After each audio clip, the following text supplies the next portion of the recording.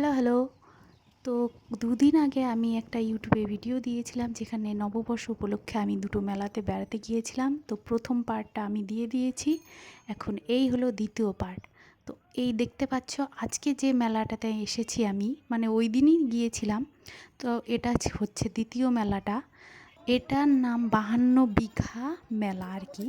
একটা 52 বিঘা জমির উপর একটা বিশাল বড় দিঘি। দিঘিটার আয়তন আর কি 52টা বিঘা জমি নিয়ে একটা দিঘি। সেই দিঘিটার পাড়ের উপর পাড়টাকে কেন্দ্র করে অ্যাকচুয়ালি দিঘিটাকে কেন্দ্র করে একটা মেলা বসে নববর্ষ উপলক্ষে। তো এই দেখো দিঘির জল, এই যে দেখতে পাচ্ছ দিঘির চারপাশে পাড় দিয়ে এই দোকানগুলো বসেছে, মানে দিঘির নিচেও দোকান বসেছে, আবার দিঘির উপরে যে পাড় থাকে সেখানেও দোকান বসেছে। তো তোমাদের আমি এই ভিডিও ক্লিপটাতে একটা জিনিস লক্ষ্য করাচ্ছি, তোমরা আমার চোখের পাপড়িগুলো শুধু দেখো লক্ষ্য করে। কী কারণে এমন হয়েছে এটা আমি ভিডিওর লাস্টে জানাবো তোমাদেরকে। তো এই দেখতে পাচ্ছ পাড়ের উপর, মানে এটা পাড়ের নিচ কেন্দ্র করে মেলা বসেছে।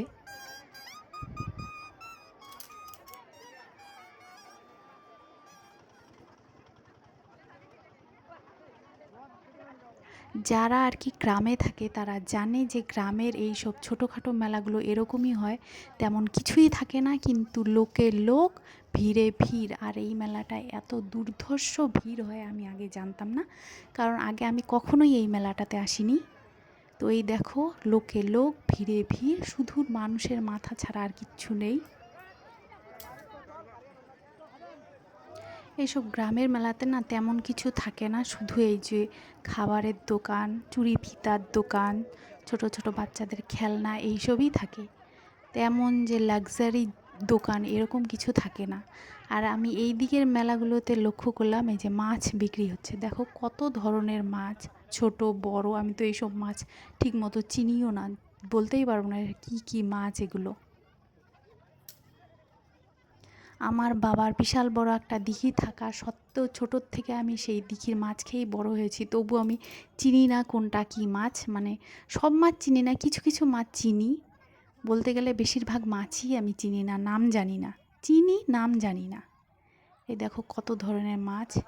আর তখন ভিডিওটা যে দেখিয়েছিলাম সেটা পুকুরের ওই পাড়ে ছিলাম, এখন আমি এই পাড়ে চলে এসেছি।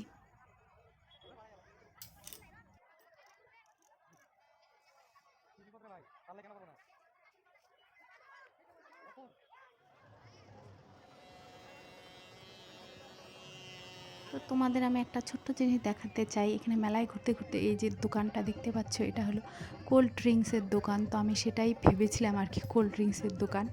তারপর দেখি এই যে ছোট ছোট রিংগুলো ছুঁড়ে ছুঁড়ে ফেলছে, তো যেটার গায়ে লাগবে সেই বোতলটা তার হয়ে যাবে।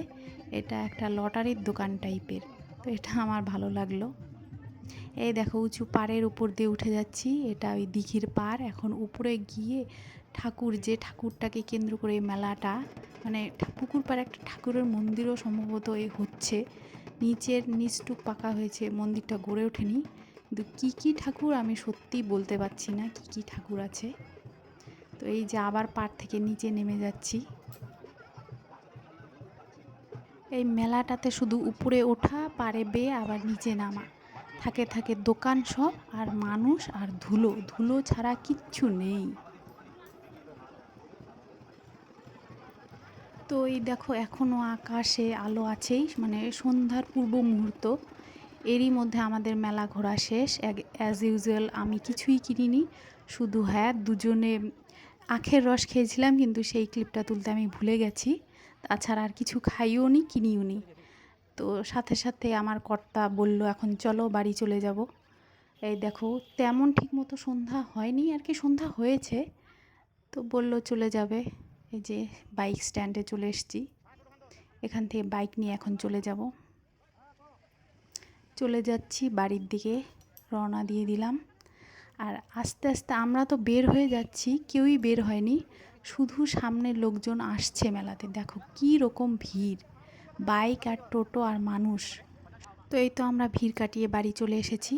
এখন তোমাদের যে বলেছিলাম লাস্টে আমি তোমাদের দেখাবো, তো বাড়ি আসার পরেই দেখো তোমরা লক্ষ্য করো আমার চোখের পাপড়িগুলোর উপর কীরকম ধুলো জমেছে।